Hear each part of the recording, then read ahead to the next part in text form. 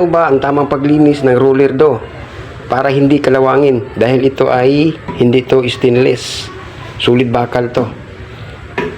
So una-una, huwag nyong punasan ng basa na may tubig dahil kakalawangin talaga yan. Take note, huwag nyong paandarin ang makina kapag naglilinis kayo para iwas tayo sa delikado. Gamit tayo ng kutsilyo dahil kalikutin natin ang mga naiwan na harina dito sa gilid-gilid. Yan. Tapos gagamit tayo ng pangpunas. Gagamit tayo ng mantika na hindi pa na gagamit. Ganito lang.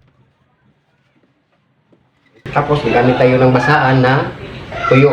Ganito lang. Tapos ganito. Tapos ganito. Ganito. Ngayon, gagamit naman tayo ulit ng tuyo na basahan. Ngayon, dito sa ilalim, pwede na to basaan na may tubig kasi dito kalawangin. So, yun mga boss, ito yung kalabasan. Napakalinis, di ba? Yan. Yan mga boss. Salamat.